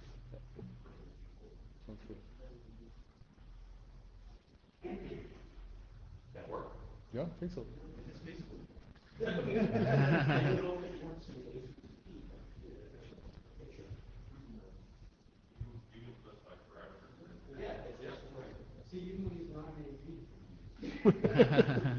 What is it? So I have a lot of negative experience with media type parameters in specific frameworks. So that would be another thing we probably want to research a little bit before we go ahead with this, but at least this would be the consistent in-architecture solution to this. Very nice. Okay, great. So that's it, I think. Thank you. Carsten, just to close the working group last call, I guess after we investigate these actions, it would happen then, or? I have no idea. Where are we with this document procedurally? No, I just to clarify, yeah, because it was in your agenda. One of the questions was to ask about working group last call. So. Yeah. So we have these 3 tickets. I think we have a way forward on all 3 tickets. One will get a won't fix, and we will do this in the next blob of work. And the other 2 have a little bit work to be done. And when that work is done, I think we're done. Okay. Okay, reasonable. Thank you. I mean, the working group last call can bring up lots of interesting new things, but yeah, at least there's no reason to wait. Yeah. Okay, thanks. I think I'm the next presenter too, am I? Okay. Yeah, go ahead. I have a little interposed slide here just to remind people of something we have done in the previous. Go ahead, just stay there. It's just one slide. We have a dormant working group document which is called Core Links JSON, which essentially just takes RFC 6690 link format and maps it into JSON. So it's not rocket science. It's very boring, but it's something that you sometimes need when the link format is used on a JSON-savvy environment. So we just say the attributes stay as they are. So in particular, the CT stays quote 40 quote. They're all strings. And the one thing that is not phrased as an attribute, which is the anchor, that gets an href name, because we already know from 5988 that you cannot use href for an attribute. So that's the old documents. That's out there. We said we are fine with it, but we want to wait for some more implementation experience. Carrie Lynn, I was just going to mention earlier when the discussion about how would the proxy know what methods are allowed, for example, on a given resource, about JSON hyperschema, and I'm not sure if people are generally aware of it. I assume they are, but I'm just curious. I don't remember off the top of my head, but just if you're going to go down this path, it would be a good thing to make sure that whatever format you decide on will validate against JSON hyperschema. Very close to this. Okay. There are so many JSON formats that we could want to be somehow compatible with. Can you send a link to that thing to mailing list? Sure. I think they are like dormant drafts in the IETF, but json-schema.org is the home page for this stuff. So I will send one. Yeah, there are about 10 sites that have tried to be the JSON schema site, so I'm not sure I know this one. But yes, it would be useful to not break things for other communities that rely on something. Okay, that was one prelude, and now you. Okay, thank you. Okay, so obviously this topic is closely related to the topic that Carsten just mentioned. So this is a draft with my co-authors Kaping and Runan. So basically, again, I'm just repeating some of the stuff Carsten said, but basically JSON is text-based. That's obviously very popular. And fortunately for IoT, we have the nice CBOR, RFC 7049, which is binary. And for most constrained environments, it's probably quite efficient. So basically what we did is we looked at translating JSON objects relevant to core into CBOR formats. So basically, for example, in the group communication, we had some JSON objects for management. Also, we, in addition to the JSON to CBOR, we also looked at link format directly to CBOR. So basically, looking at various objects that we would want in CBOR format. It's still preliminary in that it's the first draft, but we wanted to first make sure that people agreed with the sort of usefulness of it. So the scenarios we covered actually specifically is core link format to CBOR, and then there's an overlap obviously with the draft that Carsten just mentioned, the core links JSON to CBOR, and also the group management JSON objects to CBOR. So we thought those were sort of interesting. Then just a small example. So basically, core link format to CBOR. We gave some. It's not rocket science, as Carsten mentioned. It's basically just to give some rules and make sure that that everyone follows a consistent format. Otherwise, you'll have some slight variations. And here's a small example of the link format to CBOR. So really short draft, and just want to get feedback from the working group whether it's a useful topic, and of course if there's other objects, JSON or otherwise, that we should include.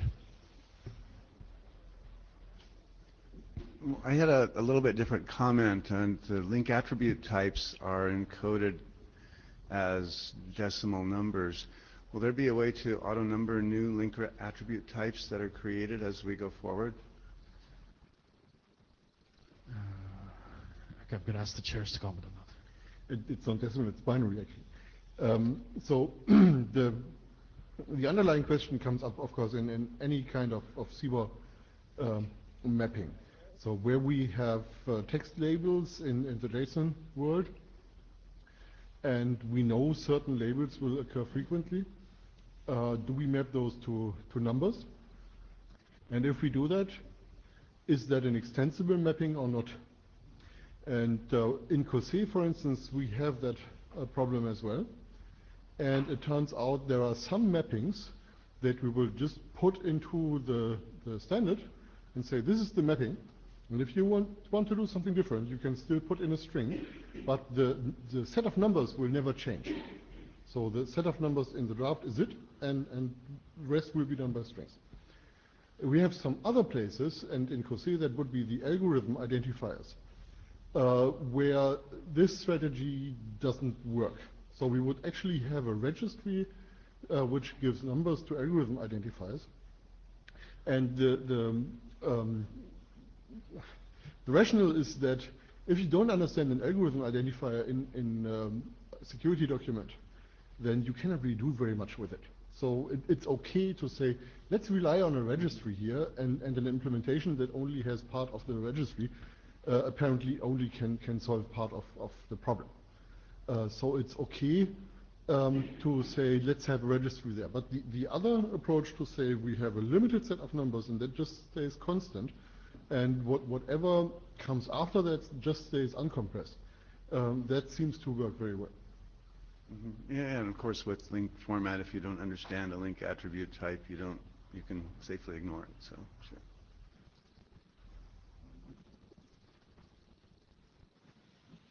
And Darshak is saying in the Jabber room, instead of doing web linking to core link and JSON core link and then mapping that to CBOR, would it make more sense to just refresh 5988 web linking and then have mapping to JSON, potentially using JSON schemas, core link, CBOR, XML?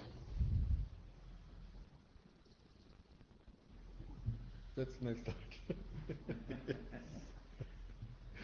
So yeah, absolutely. I think this is a good point to actually go back to the other customers of the web linking world. And I've heard a rumor, I couldn't verify this with Mark Nottingham yet, that he's actually thinking about a 5988 bis. So that might be something that we actually want to address with him. Yes. Peter van der Stok, in the COMA draft we have a young to CBOR mapping, and which passes by JSON, so I would appreciate if you would look at that as well. Okay? Okay, thank you.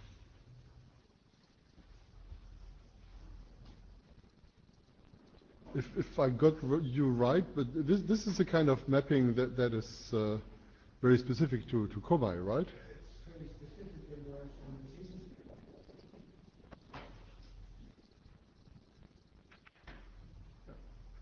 I quite agree that it's quite specific, but nevertheless there are a set of differentiations to be made which have been done with back in mind that it should be as small as possible, and I think it may be helpful to be aware of these kind of decisions when doing this work, because the same decisions may come up again.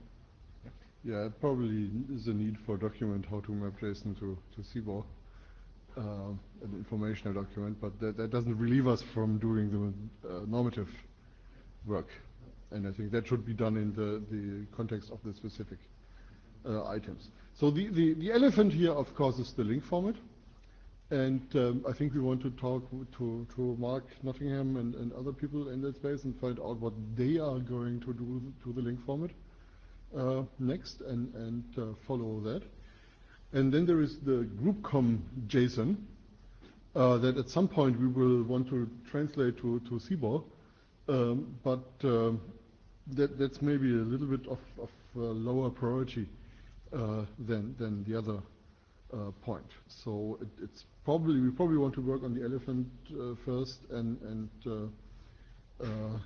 well, the other mapping is out there, so people can use it together with the experimental protocol. But we probably want to do that work in the context of what Peter just said, of looking at all the CBOR mappings that we're doing in this working group.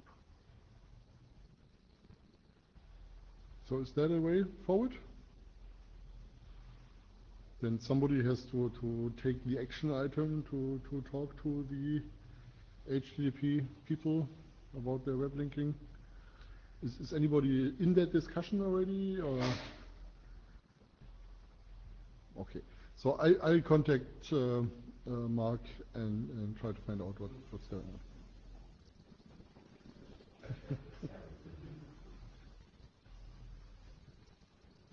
Darshak says he talked to Mark already and was going to email Karsten too. So I guess mail to the list.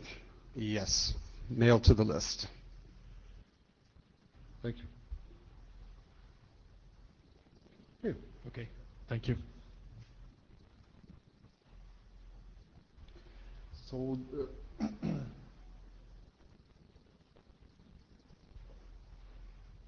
item we have on the agenda before we go to the open mic is the CNML work. Just to remind everyone, CNML has been around since 2010, so it's older than COAP almost. And the problem it's trying to solve is provide a data structure in which multiple sensor values can be maintained, so you know which value is which. And it's both for batching multiple values of the same sensor in time. So the temperature at 9 o'clock was this, and at 9:15 was this, and so on. That's one problem it solves. And it also solves putting multiple sensor values together, like the temperature was this, and the humidity was this, and so on. So this is the two problems that CNML solves. The draft has been around for a long time. We didn't quite know where to work on it in the IETF, so it just sat there and was improved occasionally. And the other problem is that the three authors of that draft are probably among the busiest people in the IETF, so it was a little bit hard to move things forward here.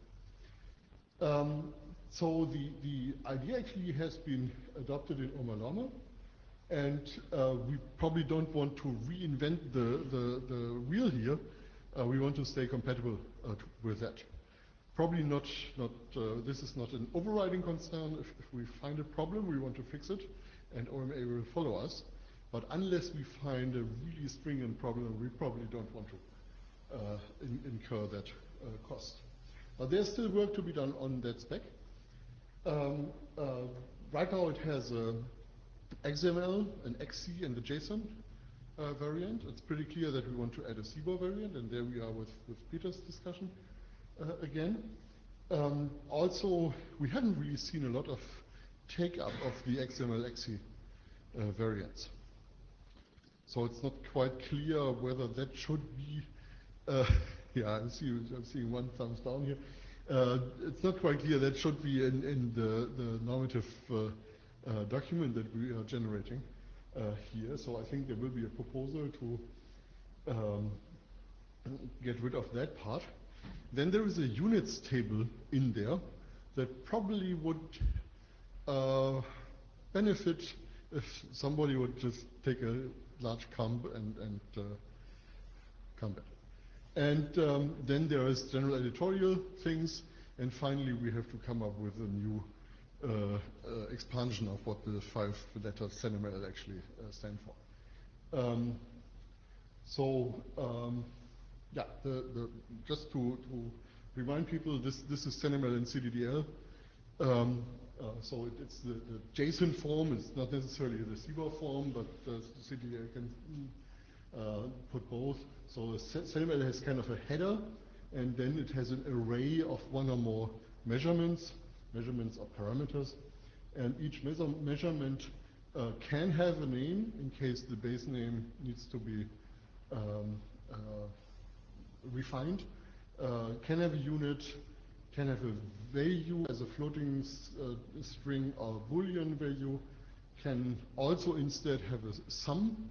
If you have something like an energy meter, of course it's a big problem if you would lose a single measurement, but it's a small problem if you instead just send the accumulating sum. And then you can have some time information in there as well, which is very useful if you, the whole point here is to describe a time series. So it's really simple. I mean, we need about half a slide to describe it. So it's not, again, it's not rocket science. People seem to have liked it, but we have to finish the items here. Yeah, Michael Koster, around OMA lightweight M2M circles, we're sort of expecting to replace or many are expecting to replace the existing TLV encoding with an alternate using CBOR. So I, definitely would be looking forward to that. And I wonder, second, if the time granularity issue was ever resolved with that came up on the mailing list a few months ago. Yeah, that may be another piece of work that's one of the things that probably needs to be done as well. So the time here right now is a JSON number, which means we have 53 bits of accuracy, of precision, and not of accuracy, of precision. And we have to find out how we actually want to make use of that. Andrew McGregor, another something that jumps out at me is value sum overflow. Yeah. Yeah, because it's really helpful when it does overflow to know at what value it overflowed. Yeah, there's about a page of text in the current draft about that problem. It may not be sufficient. It's a very long time since I read it, so I'll go back and look. It's a real problem, so yes, absolutely. Okay, so let's just restart reviewing this document with those specific work items plus the time precision that I didn't, that I forgot to put on the list here, and discuss it on the mailing list and see whether we can finish this document during the course of this year. Flex time. Any other business?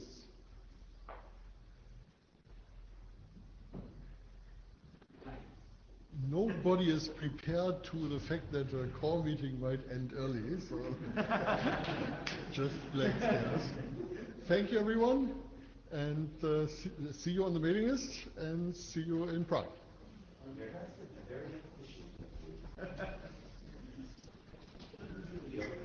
You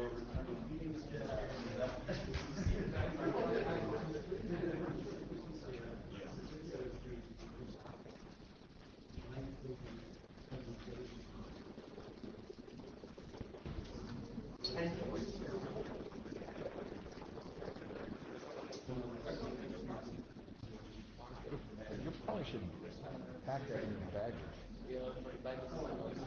All right. So what are you guys taking on? What are you doing? Oh, 4 o'clock?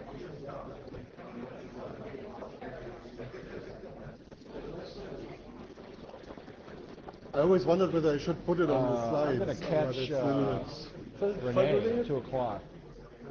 And we're going to the museum. And then maybe dinner. He's not leaving.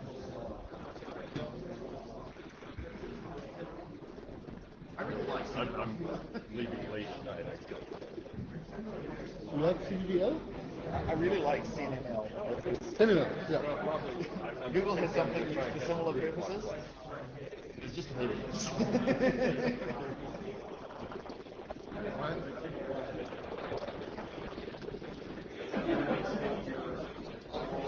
Where is my question? What are you trying to replace the name?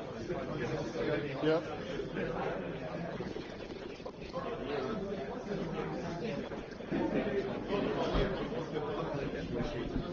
Would you?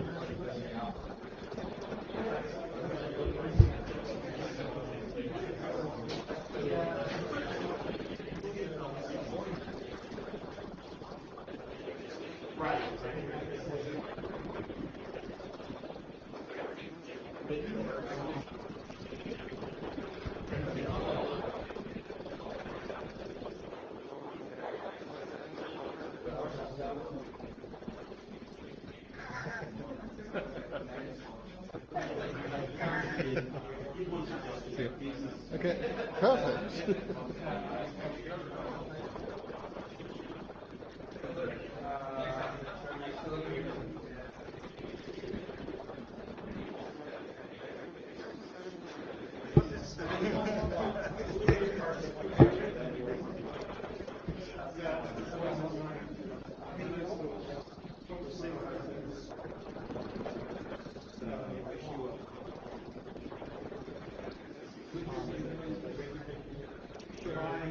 For me, the complexity is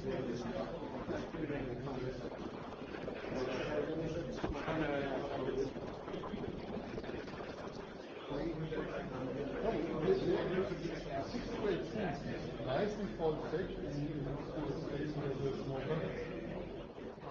I have to read that. So, if the context is anything, if the context has useful that